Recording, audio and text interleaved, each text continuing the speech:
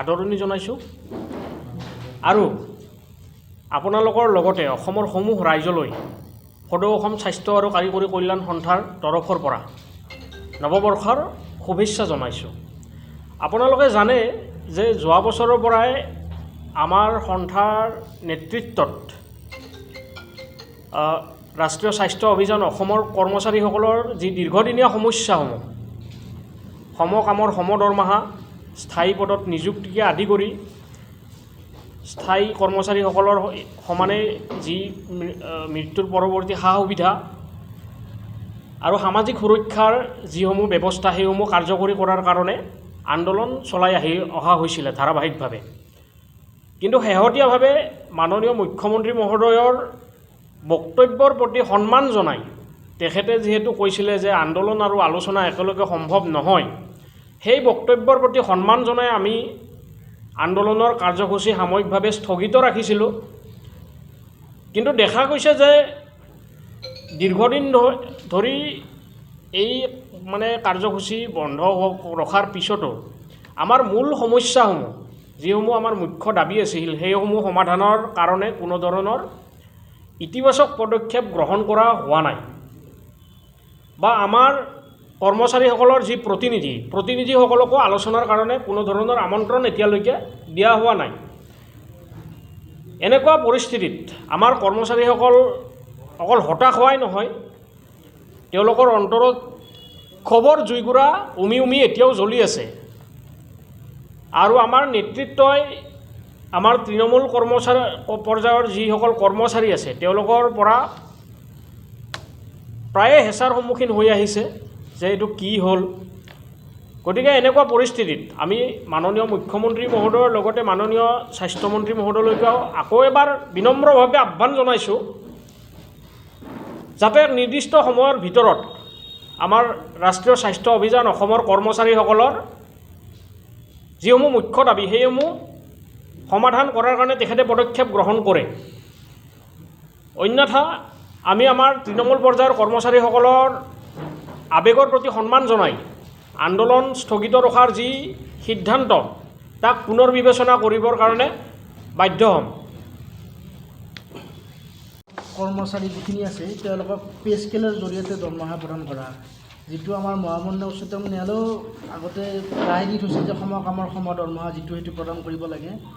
তাৰপিছত আছিলে আমাৰ কৰ্মচাৰী এজনৰ কৰ্মজীৱনৰ সময়ত মৃত্যু হ'লে আমাৰ ৰেগুলাৰ কৰ্মচাৰীখিনিক অসম চৰকাৰৰ যি ধৰণৰ সুবিধা দিয়ে সেইখিনি NHM কৰ্মচাৰীকো দিব লাগে। আৰু 3 নম্বৰতে আছিলে আমাৰ যিহেতু সকলোবোৰ এমপ্লয়িজৰ CPF বা EPF লগতে গ্ৰেচুইটি লগত সমাহৰৰ ছাৰ্ভিচ বুক ফেচিলিটি এইবিলাক আমাৰ NHMত নাই। সেয়েহে আমাৰ যিখিনি আনুষংগিক কথা আছে ধৰক গ্ৰেচুইটিৰ পৰা আৰম্ভ কৰি গোটেইখিনি বস্তু সেইখিনি NHM কৰ্মচাৰীকো প্ৰদান কৰিব লাগে। আৰু ৰাজ্য চৰকাৰৰ অধীনত আমাক পোনপটীয়াকৈ যিটো ৰেগুলাৰ কৰ্মচাৰী নিযুক্ত কৰে তাতে NHM কৰ্মচাৰীক স্পেচিয়েল ৰিক্ৰুইটমেণ্ট ড্ৰাইভৰ জৰিয়তে ৰেগুলাৰ কৰিব লাগে। আমাৰ এইখিনিয়ে প্ৰধানত দাবী আছিলে।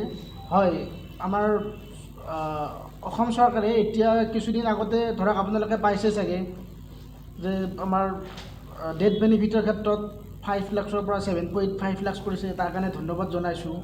কিন্তু হ'লে আমাৰ মুখ্য দাবীটো আছিলে যে কি আমাক একদম যিখিনি আমাৰ চৰকাৰী কৰ্মচাৰী আছে তেওঁলোকৰ সমাহাৰত আমি সুবিধাখিনি বিচাৰিছিলোঁ, সেইটো কিন্তু এতিয়াও হৈ উঠা নাই। লগতে আমাৰ মুখ্য বিষয় আছিলে পে স্কেলৰ কথাটো, যিহেতু আমাৰ এতিয়া 8ম দৰমহাকে লাগু হ'ব, কিন্তু আমাৰ বৰ্তমানলৈকে পে স্কেলতে বস্তুটো হোৱা নাই।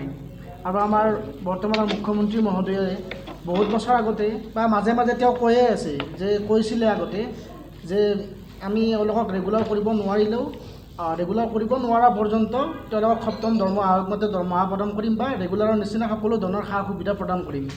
কিন্তু বৰ্তমান সময়ত সেইটো হৈ উঠা নাই, যিহেতু তেওঁ বাকীবিলাকৰ কাম যিয়ে নহওক কি 90% বা 100% হ'লেও বাকী ডিপাৰ্টমেণ্টবিলাকৰ কাম কৰিছে, আমি বিচাৰোঁ আমাৰখিনিও কৰি দিয়ক।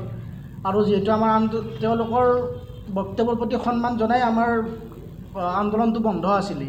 আমি ভাবিছিলোঁ আমাক অতি সোনকালে আলোচনাৰ কাৰণে মাতিব, কিন্তু আজি 2 মাহে পাৰ হ'ল, এতিয়ালৈকে কোনো ধৰণৰ আলোচনা হোৱা নাই। আলোচনা নহ'লেও আমি এতিয়াও আস্থা ৰাখিছোঁ স্বাস্থ্যমন্ত্ৰী আৰু মুখ্যমন্ত্ৰীৰ ওচৰত।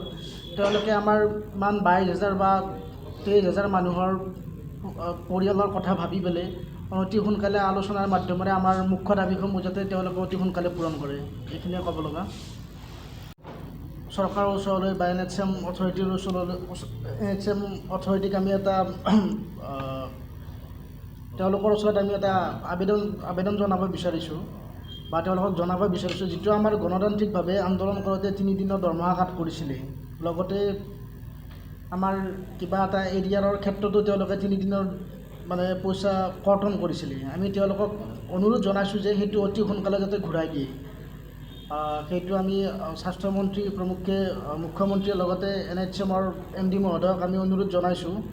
আৰু আমাৰ আন্দোলনটো একচুৱেলি এই দৰমহা কাটৰ কাৰণে বন্ধ হৈ থকা নাই, সেইটো আমাৰ স্পষ্ট কথা। সেইটো আমি চৰকাৰৰ প্ৰতি সন্মান জনাই, মুখ্যমন্ত্ৰী মহোদয়ৰ প্ৰতি বক্তব্যৰ প্ৰতি সন্মান জনাই, স্বাস্থ্যমন্ত্ৰীয়ে যিহেতু আমাক আশ্বাস দিছিলে যে তেওঁলোকে কথা পাতি আলোচনা কৰি আমাৰ কামখিনি সমাধা কৰিব, সেইকাৰণেহে আন্দোলনটো বন্ধ আছিলে।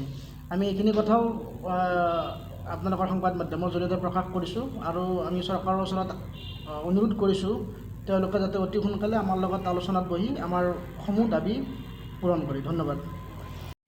যিকোনো খবৰ আৰু বিজ্ঞাপনৰ বাবে যোগাযোগ কৰক 7896121996।